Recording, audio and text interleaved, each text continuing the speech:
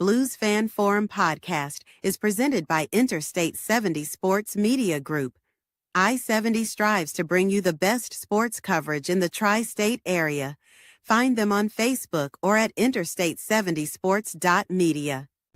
This is Jordan Bennington, and you're listening to the Blues Fan Forum podcast.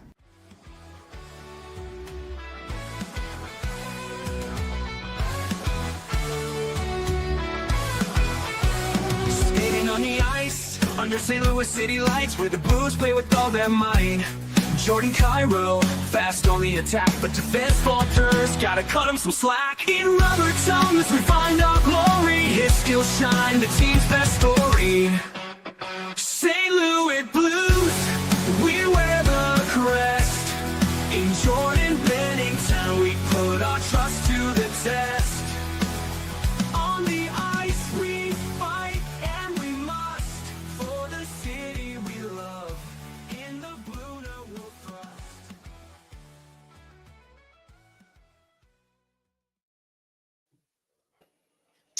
Hello, everyone, and welcome to episode 137 of the Blues Fan Forum podcast, your source for Blues news, views, and fan interviews.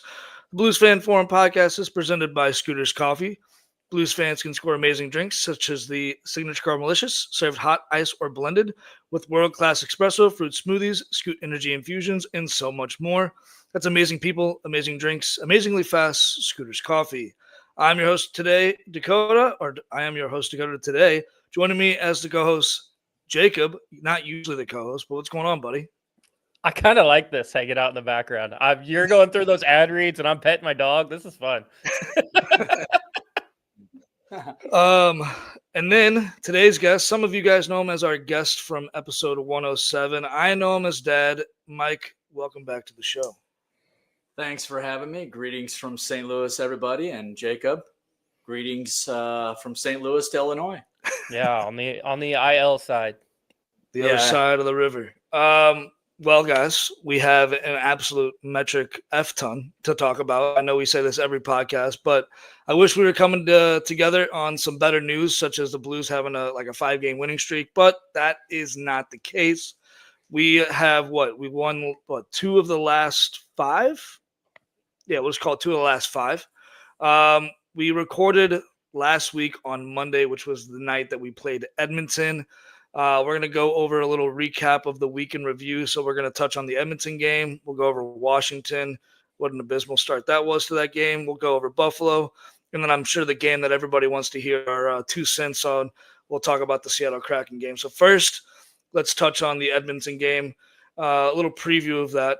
Usually the Blues always do, I say, decently well against that team. Usually we play Edmonton pretty hard. It's like a playoff game for us, which I think is great. It's a good measuring stick for how the team's going. So obviously going into that game, the Blues have been doing we've had an absolute shit start to the season.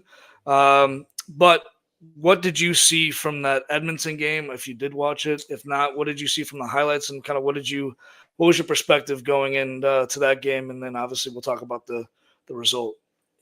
You know, honestly, I didn't see much of that game. I saw some of the highlights. I like that game. I honestly, in my head, was thinking, I don't think the Blues have a chance to win this game. You know, Edmonton's a good team. They got a lot of good players on there. But I was kind of shocked when I saw the highlights. I thought they played a really good game, a real strong game. I think that's the team that needs to show up every night. We're getting the teams that are showing up that are inconsistent, as shown by their record. But that Edmonton game, I didn't see any of the game. Like I said, I just saw the highlights. But from what I saw in the highlights, I like their effort. There's I can't talk tonight, guys. I'm sorry. So there's a statistic in that game that I want to touch on that I think is kind of amazing if you want to talk about the players we're going to talk about. But it's Leon Draisaitl, Connor McDavid, and I believe there was one more Nugent Hopkins. on that. Yeah, Ryan Nugent-Hopkins. Yep. The Blues are the only team in the NHL to have held those 3 players without a shot playing together on the same team. Only team in the NHL. I think they played a combined 580 games, give or take. I know it was 500 plus. It But- was, yeah, it was a lot. I remember I was going to bring that stat up too because I remember seeing that. But yeah, that was very, very impressive when I saw that. And I even posted during the game that it was a joke, obviously, but also kind of real because Robert Thomas was dominating that game on the defensive end, just taking pucks away from McDavid, from Draisaitl, from Nugent Hopkins, from whoever they had on the ice. And I put on there that Robert Thomas should win a Selke just for his play in that game. And then after the game, that stat came out that it was the first time ever that those three players have played a game together and none of them got a shot on net, which was amazing. So, yeah, just amazing. I don't know. Amazing, I think, is the only word I can come up with for that. And and that's the thing is like the statistic didn't make sense for our team, right? Like we've allowed goals in large amounts throughout the entire start of our first 14 games this year. We've had teams put 7 on us, 8 on us, and to hold those guys who are always in the talks of being some of the tops in the NHL, McDavid and Draisaitl are always in the MVP vote. But to hold those guys, especially with how we started this year, to no shots, I feel like is something to improve upon, but also use as a stepping stone. Be like, look, guys, we have the defensive ability to be locked down. We can lock down just about any team, especially the McDavids and the Draisaitl's. We can talk about the McKinnons and the McCarrs, but like use that and build upon that. So we win against Edmonton, right? Beat Edmonton in the old sweaters. We'll talk about that at some point in this podcast. That's the key. That's the key. We'll beat them in the old sweaters.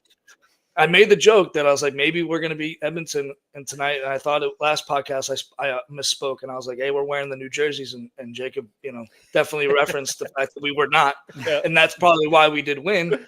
But we beat Edmonton, right? We beat Edmonton. We're riding high. Then we go into Washington, and I mean, I don't really think there's much to talk about other than the fact that Benner gets the quick pull. Mm-hmm. Benner gets the quick pull. I wouldn't say quick. I would say it was heavily calculated, but like our goaltenders have just been something that has been lackluster. It's kind of sad because I feel like we do have a decent amount of – I feel like our goaltenders are not ranked where they should be. We're not playing where we should be in the ranks as far as goals against average and save percentage or whatnot. But Benner gets the hook. Joel Hofer comes in, lets in 2, I believe. But there wasn't much to show for that game. I just feel like the guys came out with no gas. What was your take? What was your perspective of how the Blues came out in game 2 or against the Washington game? So I'll answer that in a minute, but I just want to state when the Blues play the Capitals and Ovechkin's on the ice, the Blues, for some reason, he has the Blues number for some reason. He's got some really good numbers against the Blues. A lot of teams. Yeah. 900 goals. But I think especially against the Blues. But, yeah, it's kind of flat, I mean, just chasing guys, maybe not the puck and chasing guys around. I didn't see a lot of good effort by the team, the whole team, maybe a couple guys. But overall, I just felt like they looked a little bit beat down. Not even going into the game. I think after the first period, second and third period, but you got to play a full 60 minutes. And I think in that game, I think they kind of they took their foot off the gas a little bit and were playing on their heels more so than on their toes. And when you do that in the NHL, your fate is pretty much sealed. You're probably not going to win too many games if you play like that. 2 things I wanted to touch on. I wanted to ask you about this, Jacob, because I know you're pretty in-depth when it comes to watching the games. Did you notice that the ice seemed a bit chippy or choppy for both sides? I noticed a lot of guys not catching a clean edge. I noticed a lot of guys, especially the Blues, handling the puck in the neutral zone. They'd get a puck or they turn over a puck and then it bounced back the other way. Guys were having a hard time really taking it from the heel to the toe. It would slide off and vice versa. you know, like I'm not going to blame the ice conditions on the Blues playing like absolute dog shit, but did you notice that throughout the game of the ice being kind of choppy? I don't know if I noticed that in that game necessarily, as I've noticed it happen often. And it doesn't seem to affect both teams. It seems to only affect the Blues. And so I don't know if it's an ice issue. I think it's more of maybe a skill issue. But there's times that where I think the next game, even when we played Buffalo or when we played Edmonton or definitely when we played Washington, where they have just 4 or 5 minutes of offensive zone time and they are just passing the puck. And it's almost more like a video game because in the video game, they don't mess up. Like when you make that pass, it connects. And that's what they're doing. And then we try to break one out and we pass it right to the guy, or we have a bad touch on our stick and it ends up going right next to the guy. So I don't know if I've noticed it because of ice conditions. I think I've just noticed it because we can't seem to handle a puck and other teams can handle it like they're professionals, which makes sense. And usually they do those like mid-game interviews. And I can't remember who interviewed who, but I know Jim Montgomery was interviewed, but I believe pre-Ovechkin goal. And was like, I think our team's going to turn it around here. He scores 900. The fans go crazy. The team comes off the bench, greets him on the ice, whatnot. The whole celebration, great. We're getting to witness one of the greatest goal scorers, at least of my generation. I know my dad, is old as shit, so he got to witness Gretzky. But, I'm getting to witness Alexander Ovechkin breaking, the single most, goals in the NHL. So 900 is pretty cool. But then the team just kind of falls flat, right? I think I see it from both perspectives of being like, holy shit, we just saw 900. That's great. Let's take that and just like, let's ruin the fans' night. But Washington took that and was like, we are going to run away with this. And they did. They throttled the Blues in the second and third period, and they gave us no room to breathe. So did you want to touch on Alexander Ovechkin's 900, or you want to swing by that? Obviously a great feat. The only player in NHL history to score 900 goals. I think we can't have a Blues hockey podcast and not talk about Jordan Binnington trying to steal the puck after he scores his 900th. Whether he was purposely trying to steal the puck or if he was just making a joke. I think he did come out and say, he goes, well, I pretty much assisted him on it, so I probably should get the puck. So that was just interesting. And I think part of just I think it's more of just the dry humor that Binnington has. And so I think that's kind of where it was. Also just sticking it in his pants. Like, he's saving it for the mantle later, that's a good conversation piece. Got people coming over like, hey, what's that significance to that puck? Oh, that just so happens to be the 900th goal. Right. That's going to go to the Hall of Fame, or maybe Ovechkin's keeping it and then might donate it to the Hall of Fame. I wanted to touch on this, and I'm so glad that he got 900 because, and not that I really care, but I care for hockey's perspective. He breaks it last year. He gets 900 this year. He knows he's not going to be playing in the Olympics, and that probably, I'm sure for him is like, that fucking sucks. It does. Which I think it sucks for the NHL purpose, and I do think it sucks for just hockey in general, right? Like you got one of the greatest goal scorers of all time, who unfortunately will probably not be in the Olympics, and probably will be his last Olympics ever. I know they played, was it 10 years ago? They allowed NHL players in to the Olympics, and he has played in Olympics before. But knowing that he won't be participating this year is kind of like probably weighing on his mind, but knowing that he's got 900 and nobody's probably ever taken that away from him is definitely something to be talked about. I think playing for his country is up there with him breaking that record last year. I think it is. I think it really does affect him. I think if there's anything the NHL could do to make an exception, to make him, to make an exception for him to play in the Olympics, they would do it, but they can't. Their hands are tied. But it does suck. I think for the NHL, and I think for NHL fans out there, I think everybody, including all three of us, would love to see him on the ice in the Olympics. Even last year, we could have made it the Five Nations face-off. But I would imagine if Russia was not doing what they're doing in a real world perspective, and we're just focused on hockey, If we could have got Russia in there, maybe it wasn't going to be the 4 nations face off, and they would have had 6 teams or would have included more teams. Because I don't think you can do a World Cup of Hockey style tournament and not include Russia in it. Sure. Because they have some of the best players in the world, including Ovechkin. So you would have to, you would either have to put them in and then take out Finland, I guess.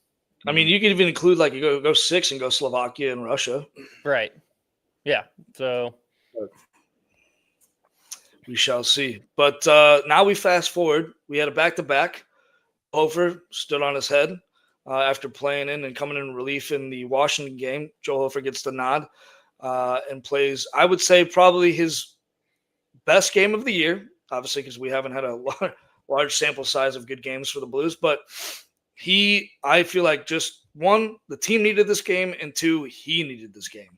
He needed a game where he could literally just stand on his head and prove to a lot of us fans that are doubters. And Sam, if you're watching, this is my time to talk really good about Joe Hofer, is to kind of like put him back on that pedestal of like, okay, like you are a 1B. Like you might not be 1A right now, but you are a definitive 1B.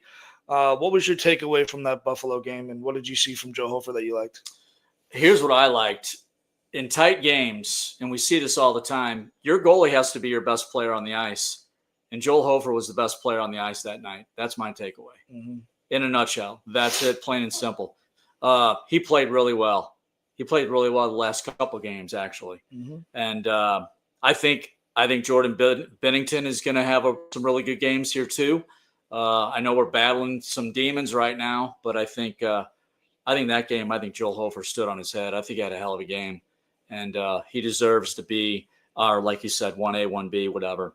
But that's my take on that. What about you, Jacob?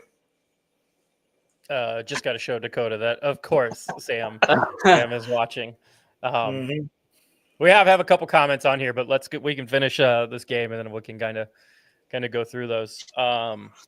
As far as the Buffalo game, I know there was a couple times that Buffalo had power plays, and Joel Hofer is the reason that they didn't score. Like, it wasn't that we had a good penalty kill. It was that Joel Hofer was in net, and that was the reason they didn't score. Buffalo is not a good team. They just, for some reason, cannot figure out how to put it together, but they have a massive amount of high talent players. And so it's a team that should be able to score. So just because they're not a good hockey team and they lose a lot of games, shutting them out is still a very significant milestone for Hofer, especially with how he's been playing previously. I will maybe argue that the first game Hofer played in this year when we played the Flyers and he won might have been his best game, but Buffalo is still a really good game and it's still a really good shutout. Because some people might look at that and be like, yeah, well, it's the Sabres. It's like, yeah, but they still have Tage Thompson, who would get 30 or 40 goals. Like, they still have Alex Tuck. They still have 2 former first overall picks in Rasmus Dahlin and Owen Power. So it's like they're still really good.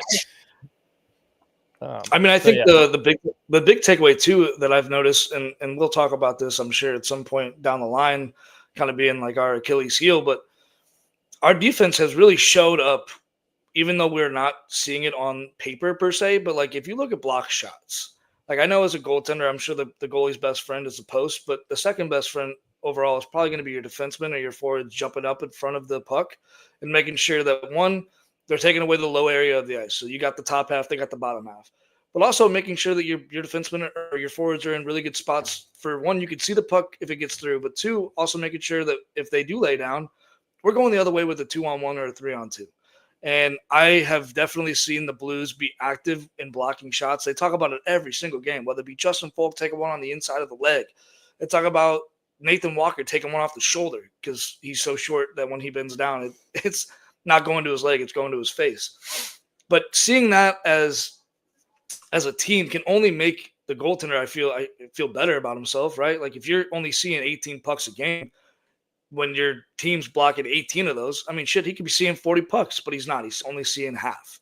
So that was, for me, that was one of the big takeaways I saw and really, really appreciated, because if like you said last podcast, we're not scoring goals, like at least start doing some of the good things right, and maybe the other things might start falling through for you. Did you want to touch on some of those questions or statements coming through?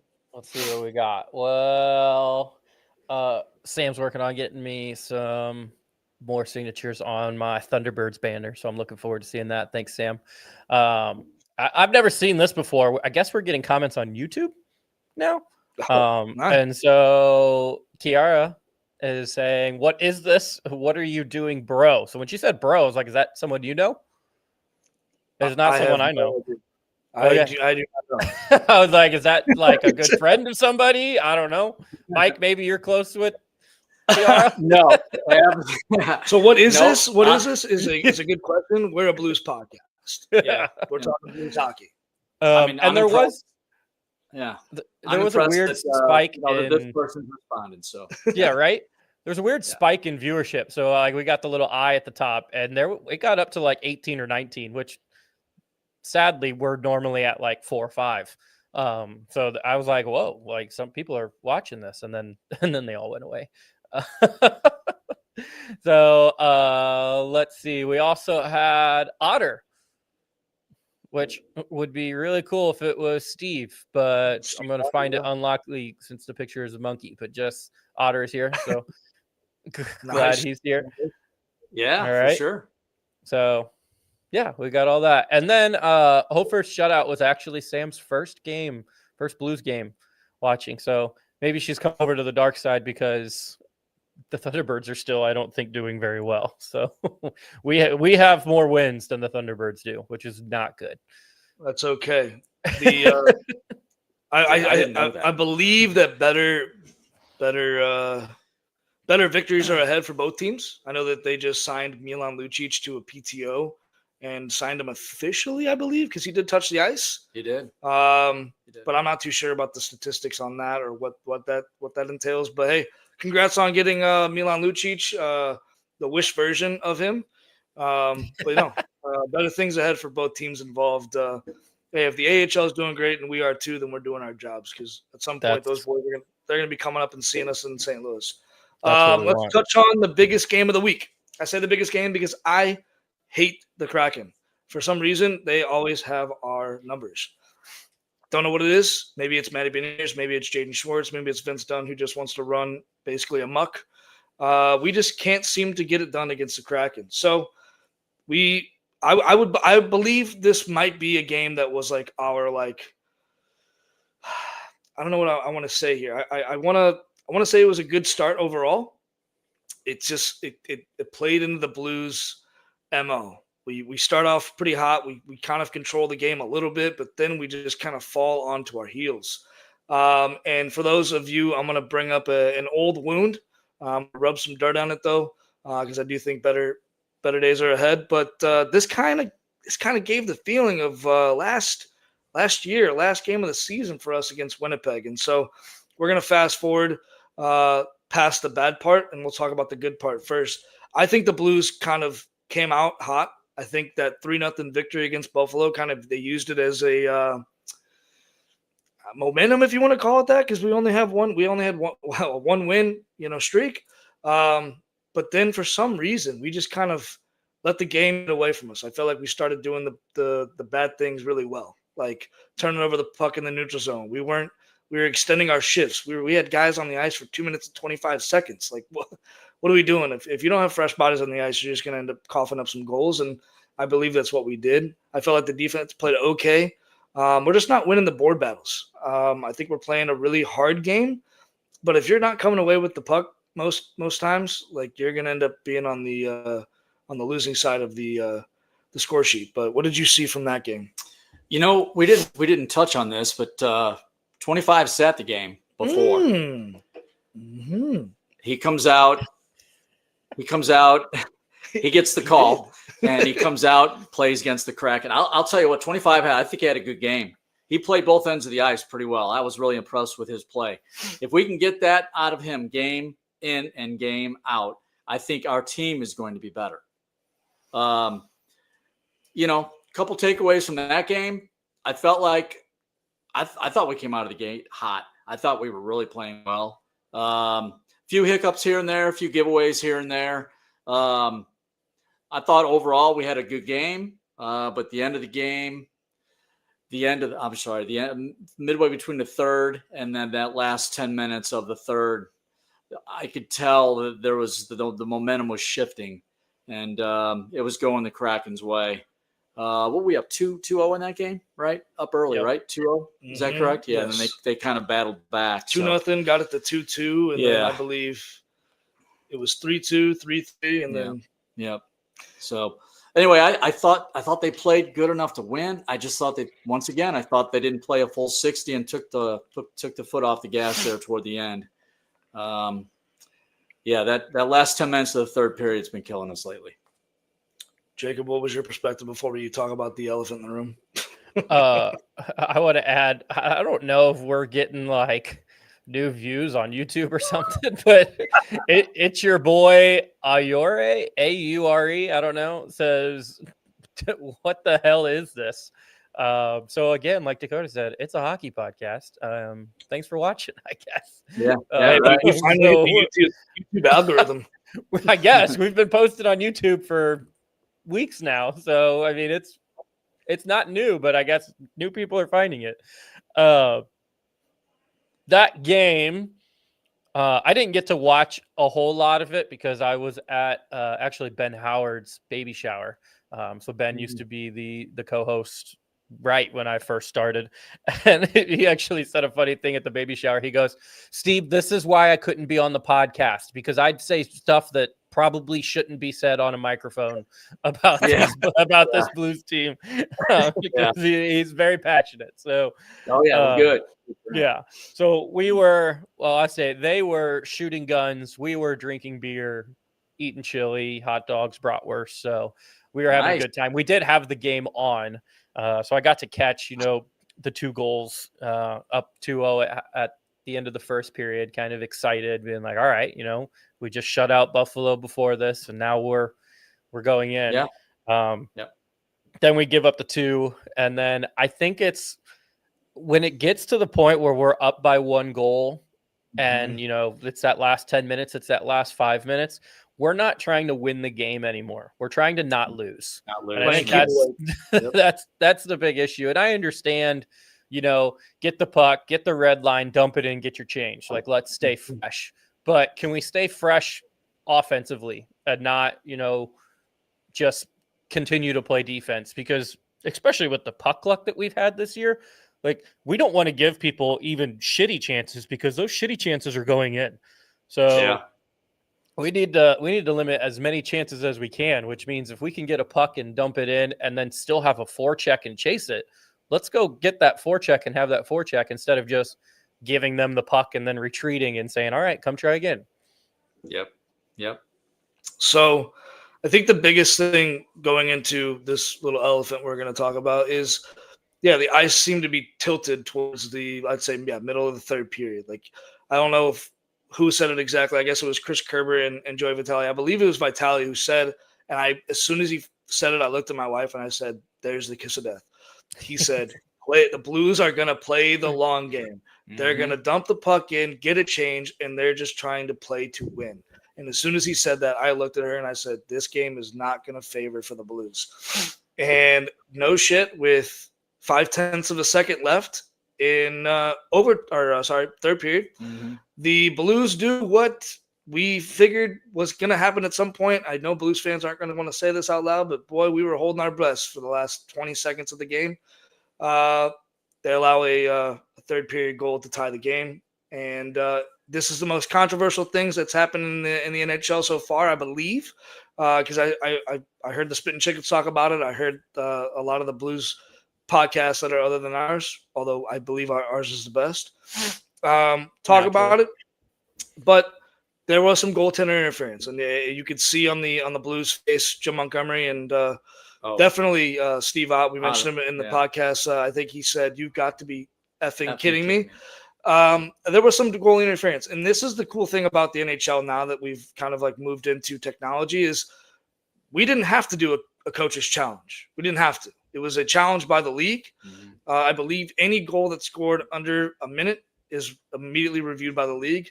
If If I'm wrong, quote me on that, Sam. I know you're our resident Rules expert. statistician. You can look it up. So please quote me on that. But I believe that they're all reviewed. But they go to the review, and even Vitale was like, "This is going to favor the Blues. Like, there's goaltender interference." Bernie Federico, I believe, went on to say that he was wrong because I think him and Vitale were going at it post game, but there was some goaltender interference. He was moving blocker side. He was definitely in the paint. Eberle, I would say, is a dirtier player. Tends to get up in the crease. Tends to get in people's kitchen. He moves blocker side. Hofer, it squeaks in blocker side. Does that prevent him from making the save? We're not goaltenders. I'm not going to try to be a goaltender here, but from a fan perspective, immediately that's goaltender interference. Blues win the game 3-2. It does not fare that way. They go to review. It's deemed that it is a good goal. Blues fans, I'm sure, are MFing the Zebras that are on the ice. We then go to OT, and in Blues fashion, it only lasts about 2 minutes. I think we maybe had possession of the puck for 10 seconds. I don't think we touched it. Nope. Yeah, I think we touched it a little bit, but we didn't have enough. The Blues got to like second base. Is that what you're saying? Who's on first? What's on second? Braden Shin, Colton Parayko cross each other up on a 3-on-3 scenario. Somebody missed their guy. He's able to squeak on in, and I believe he goes low glove or high glove. I can't remember which one. He goes low glove. And it squeaks on by. Blues are it's a deflating feeling. Either way, I can't talk. It sucks to feel. It sucks to feel that way, especially from the fan, because like, damn it, we were in it the whole time. I can't imagine what it is to feel like that loss as a player, considering if you're Robert Thomas, Jordan Kyrou, Colton Parayko, basically 75% of the roster. You just felt that 15 games ago, last game of the playoffs. To have that game kind of taken out of your grasps.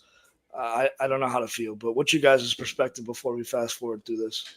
Well, the good part about that game, and there were some good points. I know, I get that, there were some calls that were missed in that game. We're playing against the refs and the Kraken.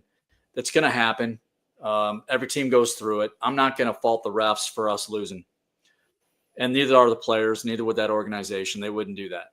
That's the most adult thing I think I've ever heard you say. Thank you. Yeah, thanks, Jacob. I mean, yeah, it hurt. I mean, I was pissed. I was slamming the door. I was really upset about what happened. The call, we covered it before the podcast. I think it should have been a goalie interference. I don't know how Toronto missed it. I think they missed it. Other people have a different view, a different point of view on that deal. I want to touch on this because Joel Hofer he attempted to shoot it into the empty net once, missed by a couple feet, maybe not even that. He had a second opportunity just after that because he played the puck behind the net again, and he decided to throw it up the boards instead of going for the empty net once again. I think he was trying to keep us away from a face-off in his end because I think his boys were gassed. So I think that's why he did that.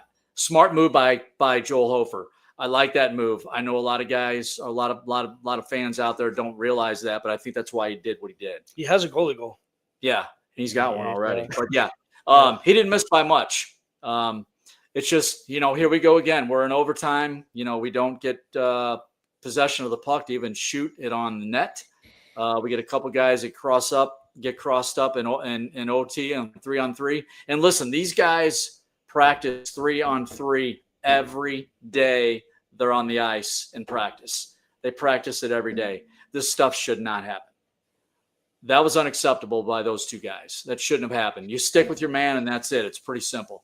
They don't play a zone whenever they get whenever the other team is in our defensive end. It's all man on man for the most part. I don't know what happened. All I know is that they got crossed up and then the puck's in the net and then, Blues fans are going home. So kind of a shitty way to end the night. But like I said, I think there were some positives in that game. We got a point, right? We got a point. So we didn't come out with a goose egg. That's 3 of our last 4 with points. Yeah. Yeah. I mean, you got to start somewhere. We're still in the bottom of the league. I mean, I could go over the stats of our team, and it's alarming. I don't know if you've seen them lately, Jacob, but I pulled them up today, and I'm like, this is, it's alarming, the stats for overall in the league for our team. But here we go. We got another game coming up.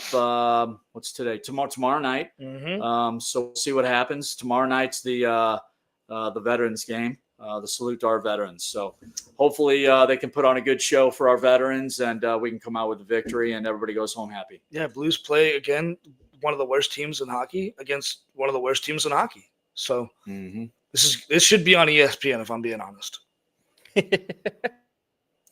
Jacob, anything to add about the Kraken game? I'll touch on the goalie interference just because. I mean, and I have no experience on officiating hockey, but I have tons of experience on officiating soccer. And there's a call in soccer that can be very similar to goaltender interference, and it's offsides. There is no like blue paint in soccer, or like an area where you're not allowed to go. But you can be, if one of your teammates is taking a shot, you can be in an offside position when that shot is taken. And if it's deemed that you affected the goalie in some way, then you are considered offsides.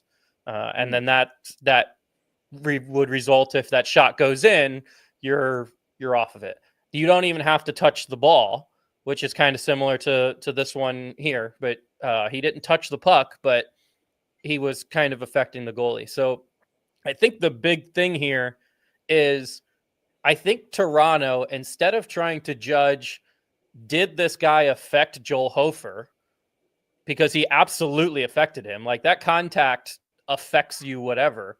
Instead of making that their judgment was, well, even though that was there, could he still have made the save? And that's not the judgment call that you have to make. Because then what if it's a shitty goalie? What if it's some AHL goalie and you're like, no, he'd probably never make the save? Or what if you have, prime Brodeur in there? Then you're like, oh, well, he probably could have made it. Okay, so the judgment is never on how good the goalie is. And that's kind of what their judgment there was. Was he affected by that player being in that illegal position and making that illegal contact?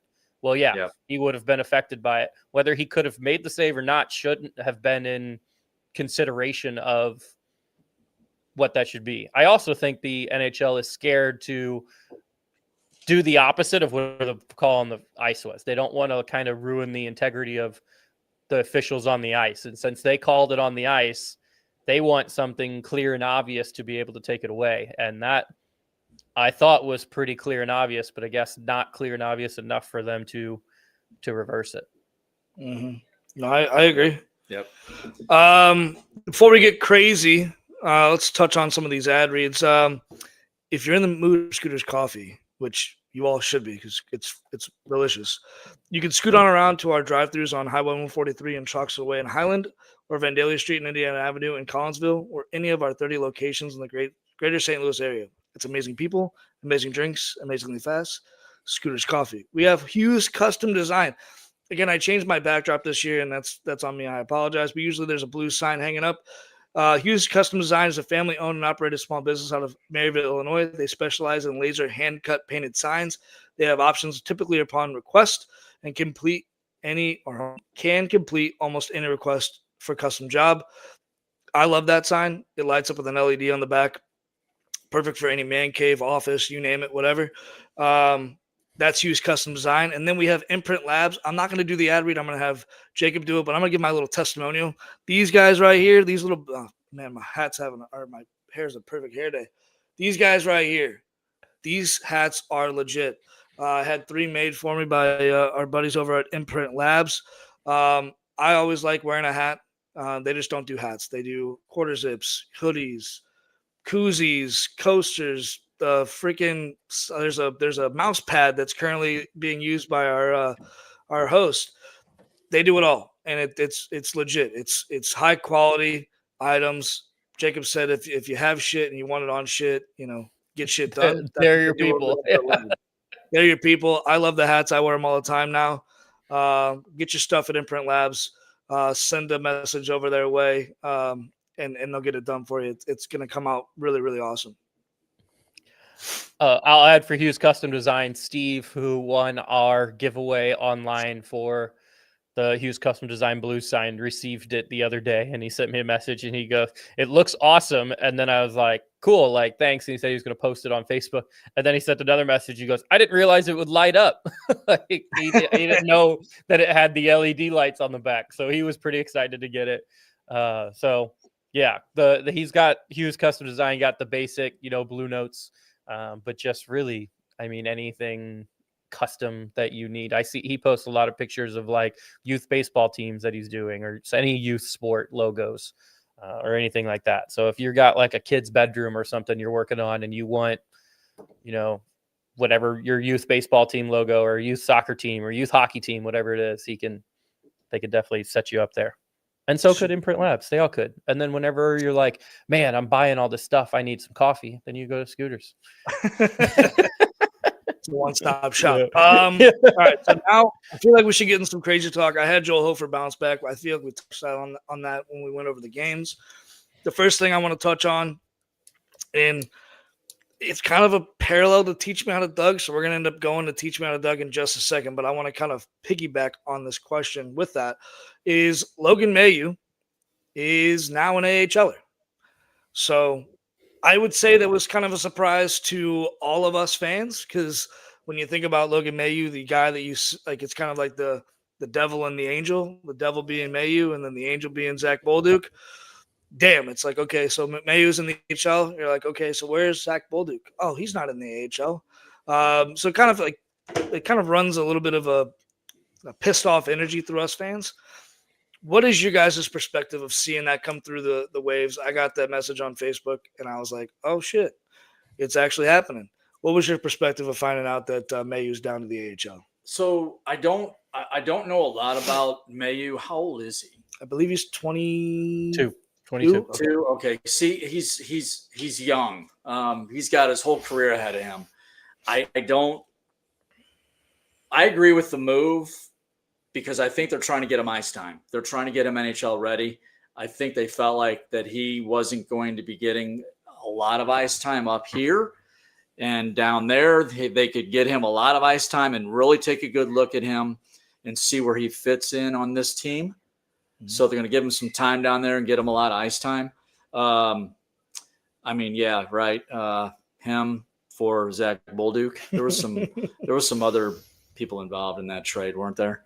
No, I believe it was just straight up. Just those two. Yep, just straight up. I mean, we know what Zach Bolduc brings to the team, to a team.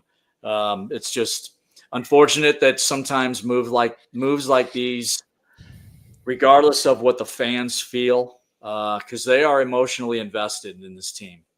And regardless of what the fans feel, the Blues felt like this is a good move for them to move forward with the future of this team. Mm-hmm. And you've got to give up a good player, obviously, to get another good player. So hopefully, I think, in my opinion, I think it's just too early to tell how this is going to work out, right? You got to give these kids a couple of years. We'll talk about it in a couple of years, and we'll see where things are at, where they're at, where he's at, and then we can kind of form an opinion about where you think his upside is going to be in the future. But I think they both have great upside. So that's kind of my take. I just feel like the Blues made a move that they felt was good for him right now. Because when it's all said and done, it's got to be good for the team. It's got to be good for him as well. So I think it's just about ice time, I believe. What's your thoughts on this, Jacob, before we get into the Teach Me How to Doug? Zachary Bolduc has 4 goals and 2 assists for 6 points so far this year. For comparison, Nick Bjugstad has 4 goals and 1 assist. So we see the potential that Zach Bolduc has, and I know he was lighting it up to begin the year, and it was all over, Blues fans were posting it. It's like, oh my God, he scored 2 goals in the first game or whatever. I don't know. He's doing something really impressive on the power play. And we saw how good that shot could be last year. So I know we're disappointed in the potential, but he's not playing like at a superstar level. He's obviously playing better than Logan Mailloux, because we had to send Logan Mailloux down. So I'm not saying that we are winning this trade as of right now. We're definitely losing it right now. There's no doubt about that. But we're not like getting blown out of the water. Okay. We also, Buffalo lost, quote unquote, lost the Ryan O'Reilly trade, but Tage Thompson's turned out pretty well for them. So, like but you know, I think Mike's kind of hit it on the head of you got to give it time, and especially for a 22-year-old defenseman. Like the fact that Broberg is playing up and has been playing up in the NHL for so long is something that, you know, doesn't happen very often, but he's also a top 10 pick.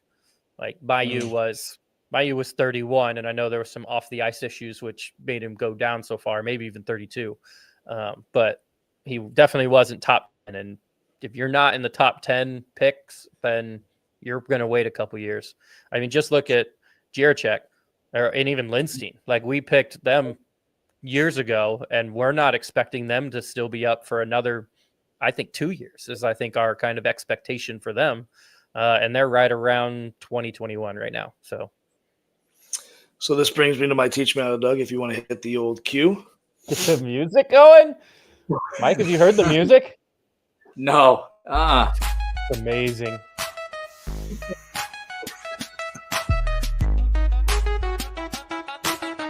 All right, you're in the chair now.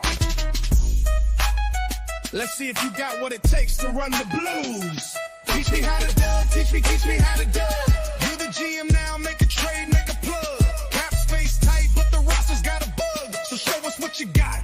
Teach me how to Doug. Sign them, trade them, send them down to the A. Build a cup team like it's Judgment Day. You got picks, you got cash. Can you make a splash or crash? Better know your lines and match, because fans don't want to see a playoff collapse. Playoff collapse. All right, so the Teach Me How to Doug, and I feel like Logan Mailloux has been a reoccurring guest on the Teach Me How to Doug, but we were going to go a different direction this time around. So my question to you is, put yourself in the GM chair. Sorry, my dogs are trying to kill each other. If you hear that on the podcast, no, we don't do dog fighting. This is not Michael Vick's house. My apologies. The question for you is, knowing what you know now about Logan Mailloux, yes, he just went down to the AHL, so this is kind of a sour subject. Would you, in the offseason, still go out and make the trade for Zach Bolduc to Montreal and Mailloux to St. Louis, knowing what you know now? Or would you have stayed put, knowing that you would have eventually brought up Matthew Kessel and some of your guys in the AHL that have been cooking for a little bit? Would you have made that decision still? Or would you have held tight and kind of kept Zach Bolduc on the roster and tried to maybe offload him at the trade deadline in the coming season? That would obviously mean that you're not getting a Bukestad or like a Pius Suter. Like that would have obviously kind of held you in the position of being more I would say you would have stayed put in the offseason. Knowing what you know now about Mailloux, would you have still gone ahead and been like, all right, he's going to be a useful, addition at some point? Or would you have not made any acquisitions, kept Bolduc, and obviously, gone about it that way? Would you have still done it? Like I stated earlier, I think at the time the Blues saw a need, and maybe it wasn't for this season, but they saw a need for somebody of his stature down the road. I would have still made that deal because, like I said earlier too, you have to give up somebody to get somebody of value on your team. Even though you have a Kessel who has proven already that he can play that position. I mean, Mailloux is currently down in the AHL and Kessel's up. I don't know what his thought process was going into that deal. Okay. Maybe he knew some insider information about a possible injury that may have kept somebody out. Okay. Maybe this was injury driven. I don't know who. I'm just throwing it out there. I still would have made that move because I think they're trying to build youth for the future. And I think this was a good way to grab somebody that has a tremendous upside without giving up more than one player. So that's kind of my take on that. I'm not a GM, never have, never could be, because I'm too emotional with my team. Because if you'd asked me this question 2 weeks ago, I would have said fire everybody and start over. but I'm not running a fantasy team. And by the way, I'm going to kick the shit out of you this week. So you are running a fantasy team. Sure. But now yeah, we talk about that's it. kind of. I mean, I don't like the move because I love Bolduc. I love the style of player he is. I love physical guys. I do. I just need to give it some time to see if this is all going to work out in our favor or not.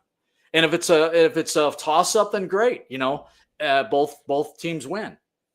But I don't think we're going to know that answer for a little while yet. I'm fucking impatient. Yeah, Most Blues fans are. Yeah, I know they are. They want to win now. We waited 50-something years for a Stanley Cup. Yeah. And then we're probably going to have to wait another 50. I mean, I feel like I'm the Chicago Blackhawks or Chicago Cubs fan of the NHL. Yeah. Like some people lived their entire life never seeing a World Series. Yeah. I had to wait 50. Well, I had to wait 20-something years. So Yeah. it's just I feel like we want to see the production. We see Zach Bolduc. He could have scored one goal, and Blues fans would have been throwing a fit. Yeah. I'm okay. I'm that fan that's a little unhinged. We all know that I can say some unhinged comments on this podcast, but I was just curious, kind of your thought. I know you're more of a let's wait back and see. You're more of a reserved fan than I am, but Jacob, do you have anything to add to this before I jump into the second topic of conversation? I think Mayu's potential is still high. Like, I still think you can still see him as a potential top 4 defenseman. And that's where the Blues kind of lacked as far as, having that in the system. They had Jiricek, but with his injuries, you didn't really know. And then you had Lindstein, but he's on the left side. So you didn't really have a right side top 4 potential defenseman. So I think that was kind of a trigger for making the move. I will say, knowing what we know now that we know that, Mayu's not at the NHL level yet, is there a possibility of getting him for less? Like, is there a possibility of saying, hey, instead of Bolduc, what if you took Pekarczyk and Sundqvist? We'll give you those 2 kind of thing. So I think I still make the potential.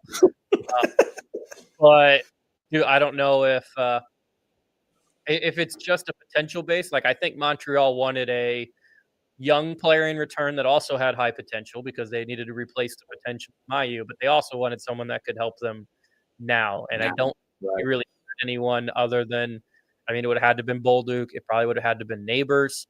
I don't even know if they would have wanted Dvorsky because I think Dvorsky is still not necessarily like 100% ready, but it doesn't, or it looks like based on play now, he's closer than Mayu is.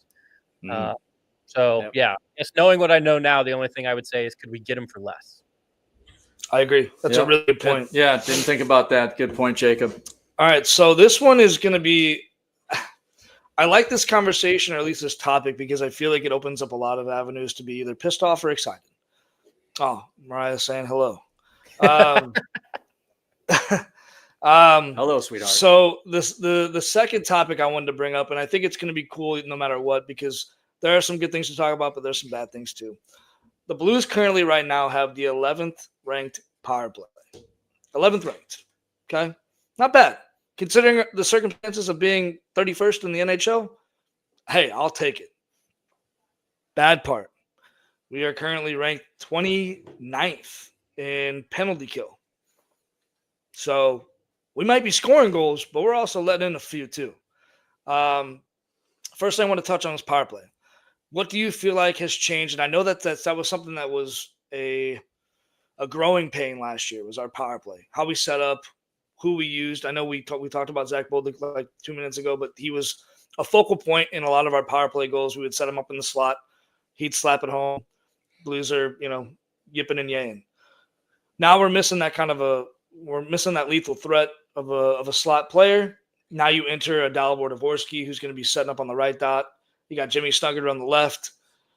Do you feel like they've added some lethal weapons to their first line? Oh, I cannot talk. First line. And what do you think they've done well this year on the power play? I'll start with you, Dad. I don't look at their power play close enough. I'll make a general statement. I think between last year and this year, I don't know what changes they made. Like I said, I'm not that. I don't stay on top of that they're special teams. It looks to me like they're getting more. They're trying to shoot the puck more. They're not playing with it as much as they used to last year. Now, is that going to contribute to more goals? I mean, it hasn't yet. It hasn't yet. Give it some time. They got to be seasoned a little bit. I think he's doing some lineup switch and swapping too. I mean, he's doing some changing here and there. So you got different guys in the lineup. You're obviously going to change that. You're going to change your power play units as well. I like the power play so far. I want to see them continue to shoot more and not pass as much, because I think, so what happens is, when you're sitting there playing with the puck at the blue line, you're going to get probably a couple guys moving into that lane to block that shot. Mm-hmm. So I get why they're going to try to move the puck a little bit, but I would like to see them take a few more shots than they have been. Overall, I'm happy with their power play. I just think, I think in time it's going to come. Power play is a lot about opportunity and getting a crowd in front of the net. That's when good things happen. And I think if we continue to crash the front of the net, I think some good things are going to happen. We're going to get some lucky bounces. It's just going to be, if and when. Jacob, what's your 2 cents on the old power play unit? I think one of the weird things that, and I don't really focus on I don't watch other teams very often, but the weird thing I see about our power play is it's not run from the point. It's run from Robert Thomas on the left wing there. And Vitale always says it every game, like they're looking to get it to Thomas over there on the left. And so that way he can play it across, whether it's swinging all the way to Dvorsky on the far side or tucking it in into the middle where Bolduc used to be.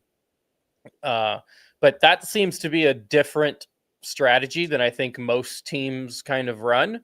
And I just don't know if it's necessarily working yet, because it's really hard to get that pass from Robert Thomas all the way to the other side of the ice. So you're kind of limiting yourself to, I think, kind of half the ice. And again, I have no coaching aspect or anything like that. I've also noticed that teams aren't afraid to just let Robert Thomas skate in and let him shoot, because instead of shooting at a full net, you're off to the side, maybe even below the face-off dot there. And so you don't have much of an angle. So they're like, you know what, Robert, if you want to go one-on-one with the goalie, go ahead, but we're not going to let you pass it. And Robert's not able to finish that. So they're not really worried about that process. So at least at the point, if you give that open lane, like you're going to take a couple steps, hit a slap shot. Now you're shooting on the full net because you're right in front of it. They're just kind of letting Robert just skate into that space and giving it to him, and he's trying to stuff it in, and I haven't seen it work yet. Yeah, I find teams playing that diamond formation, they might be called something else in NHL terms, but they clog that middle of the ice. Like they're easily collapsing on the goaltender to where he's not making that seam pass. He's not going from face-off dot to maybe right point or face-off dot to face-off dot. They're just clogging that middle of the area or that ice where that area is like super crucial. I mean, Ovechkin made his money on that face-off dot, and if Thomas is trying to find like our Ovechkin, like a Dalibor Dvorsky or Jimmy Snuggerud, they're going to clog that area. And you've seen it more and more. This season is they're clogging that middle of the ice, and they're already having 2 or 3 guys up on top, and we're now going on a 3-on-2 breakaway shorthanded, or 2-on-1 because now we can't get a second guy back, and. I don't know what we've gotten for shorthanded goals. I know Matthew Joseph just scored one for us, but you just can't allow that to happen. You talk about a deflating feeling. Allowing a shorthanded goal when you're on the power play is probably, I would say, probably the worst feeling to think, because you have a man up. Like, just utilize it. Puck possession, keep the puck down low. They always talk about Gretzky's office. Use the trapezoid. Set up shop. Have 2 forwards crash the net down below. Set up the shot in the middle of the ice. But that's rather here nor there. Let's talk about the bad part, is the fact that the Blues are 29th ranked in penalty kill. Now, obviously, I believe this is a small sample size. We've only played, 15, 16 games this year. 15. Mhm. And it's no secret the Blues goals against are huge. They're very high up in that statistic. We've allowed too many goals to go through the net. What do you feel the Blues are doing when it comes to the penalty kill that are allowing other teams to just capitalize? I'll let you tee this one off, and then I'll give it to Jake. Hey, I'm going to try to fix my TV real quick, but keep talking. Okay. All right. Fix it up. As far as the penalty kill goes, I don't really try to dissect that either. I think that they have the right people on the ice, the right guys on the ice to do a good job. I just think sometimes that maybe we need to take a look at maybe somebody that we don't normally see out there on the power or out there on the penalty kill. Somebody that can get out to the top there and maybe get a little closer. Maybe keep the puck up by the blue line and keep it from going down low. I don't know who that guy is, but I think that maybe they need to look at other personnel that maybe you wouldn't see out there killing a penalty. I noticed. I can't remember what game I watched, but we took a penalty. And the first line they sent out there, and I'm going to give you the forwards, and I believe it was Justin Falk as a D, but it was Nathan Walker and Nick Bukestad as part of your I would say first or second PK unit. I don't remember which one it was, but those guys were on the ice. You had Nathan Walker and Nick Bukestad, basically a small tree and an evergreen, basically on the PK. So you have Nick Bukestad and Nathan Walker on your PK unit. What are we doing to be sufficient enough on the PK to, one, not only take away scoring chances, and I'm not bagging on Nick Bukestad and Nathan Walker. I'm just saying, like, I feel like there's a better unit that you can stick out there. I know those guys are in an energy line. They're constantly in on the forecheck. They're forcing guys to make turnovers. But what is our PK unit's job? Is it to stop the puck or is it to get chances? Because right now they're not getting either one of them. We're getting in front of block shots, but we're doing that 5-on-5. We're not doing that 5-on-4. So are we just the Blues MO just escape them when it comes to the PK? Because I see guys jumping in front of pucks left and right on 5-on-5, but 5-on-4, we're allowing them to kind of collapse. Well, the Blues don't do that on the power play. Teams always collapse against the Blues. They work up high, and then as soon as the puck goes down below, you see those defensemen pinching in. They're probably even with the faceoff dot. And then we kind of work it back and then work it up. We're forcing them to collapse. So what are we doing wrong? How do we stop teams from scoring on us 5-on-4? Jacob, you got anything? If I knew the answer to that, I wouldn't be sitting here. I would probably be making millions of dollars coaching the St. Louis Blues, maybe, which would be awesome. That'd be cool. I don't really know. Like, I'm really not sure because I there's no easy way for me to connect it to soccer, which is like my easy thing to do. It's just got to be, I don't know, get the puck out more. It's all the things that, and this is the crazy stuff is, you hear Vitali say that we got to do this, or they made that mistake, or they made that mistake.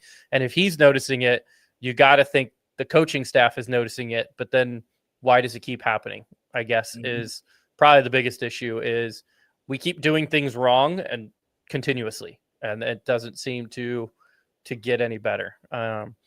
It doesn't matter if we're able to squeak out games. If we get in order to make the playoffs, if we get to the playoffs and we're a team that is 20th or worse in penalty kill percentage, then you can't win playoffs without a good power play and a good penalty kill. So if we can squeak games out now and make the playoffs, that would be great. But we're just going to lose round one because we're going to go up against the Minnesota Wild, who has Kaprizov and is going to dominate us, or the Winnipeg Jets, who has Kyle Connor, who's going to dominate us, or maybe the Chicago Blackhawks, who have Bedard because they're playing pretty well to start the year. So everybody has that superstar that can score, and we have Jordan Kyrou, who is a really good player that can score, but he's just not a superstar. Yeah, that's a good point. We hopefully will be getting some more power play goals and some hopefully goals in general. So before we end the podcast, I want to play a little game. It's everyone's favorite game to play. No, it's not Hurdle. It is the other one. It is Whose Line Is It Anyway?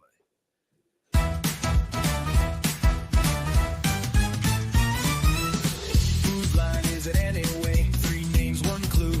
Can you play? Is it first? Is it third? What's the team? What's the word? Better drop the puck. Guess right or sway.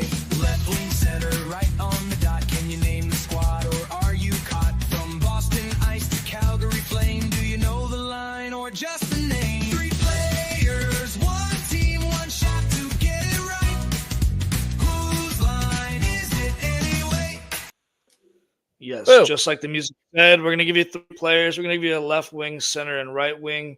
Your job is to tell us what team they play for and what line they are on. All right, you ready? Oh my god! I'm going to keep it easy. I decided, hey, I'm going to go.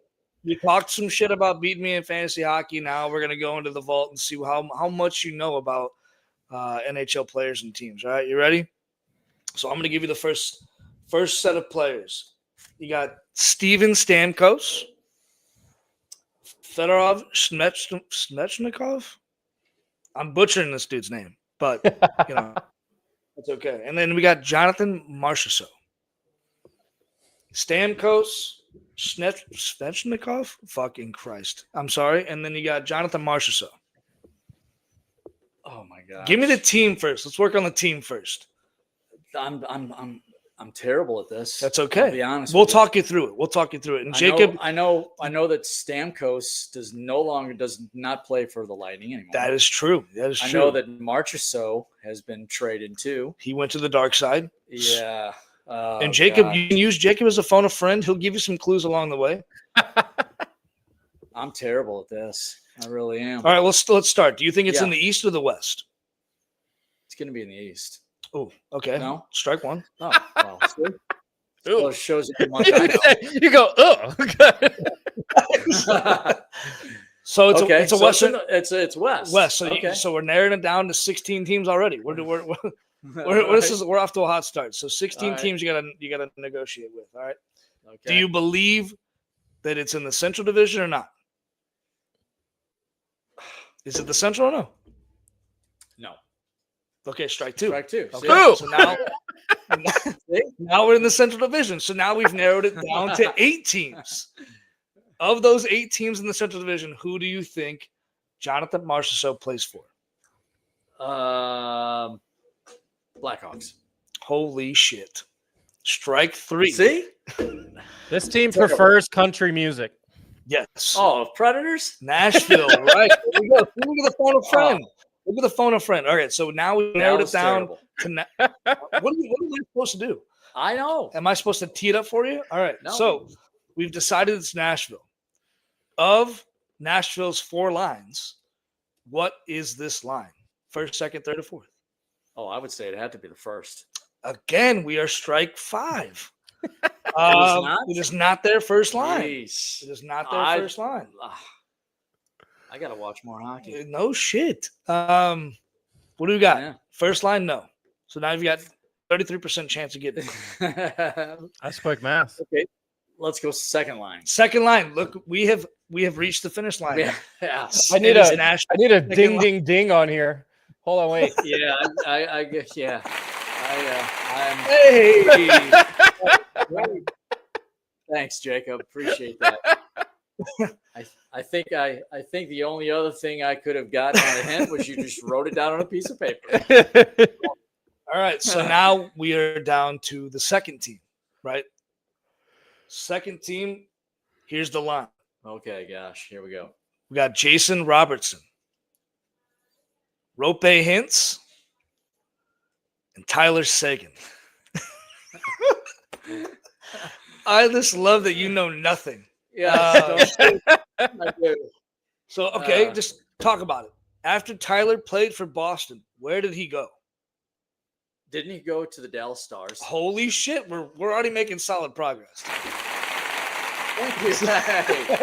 Gotcha. So, he went to Dallas. So, you're dealing with the Dallas Stars. Correct, Of yeah. Dallas's 4 lines, what do we got? First, second, third, or fourth? Before you answer, Yeah. oh, the ball- Like the Broncos. What do we got? I'm gonna go third line. Oh shit! Nope, Nope. not the third. Not the third. Second. There we go. Yes, I like to follow some sort of streaks. I like to keep Ah, it simple. ah. Second line the first time. Should have Second. went with my gut. My I- gut was telling me second, but I'm like, oh, that can't be. All right. So now, you ready for the third team? Yeah, go ahead. Give it to me. It is first guy we're going to mention, left wing, Tommy Novak. Oh boy. Center, Evgeny Malkin. Right wing, Anthony Mata. Really? Really? What? Pittsburgh? Oh, hey, look at you. Okay. See, but look, it started off hard, got I just- easier. It got easier, right? I really did think you were gonna get the national one. So like you No, did say I- keep it easy That because was you. absolutely brutal. Oh bullshit. That So Pittsburgh. Okay, Yeah, so yeah. first, second, third, or fourth. Fourth. Holy fuck! I gave you a hint. Malkin? Fourth line, Malkin. Yeah, streak- maybe I went a little too low. Okay, fourth line. Okay, so now we've narrowed it down to the top three. Okay. What do we got? I would say second line. Look at you. We keep Streak, it. right? Keep the Yes. streak alive. Keep it going. All right. So now there it is. Whose line is it anyway? Ate your breakfast, lunch, and dinner, but that's okay. That's why we play the game. We had an absolute blast, Jacob, doing this podcast together. I had fun. Did you have fun? Oh yeah, always have a good time. Yeah, Always a thanks for blast. having me. Appreciate it. But before we let you go, we need to mention a couple of things, little housekeeping notes. If you don't know where to get your coffee, you came to the right place. You got to go to Scooter's Coffee. If you're missing something, you for your If bathroom, you came to your a man hockey cave, podcast to figure out where to get hockey, this is it. Yeah. You figured this is it. You found the right one. that's it. If you're missing something for your man cave or just anything or a nice little Christmas gift, because we are heading that way, Hughes Custom Design and Imprint Labs. Like I said, I'm going to stroke them off again on this podcast. The best hats around. And also Hughes Custom Design, making those laser hand-cutted painted signs. If you need it, you got it. You came to the right place. We're going to get your holiday Christmas shopping done just for that. And again, Dad, thanks for coming on the podcast. Thanks for hanging out with Jacob and I. Yeah, Before we let you go, can you give us one thing? Can you give us a Let's Go Blues? absolutely. Let's go Blues! All right, guys, we'll get out of here.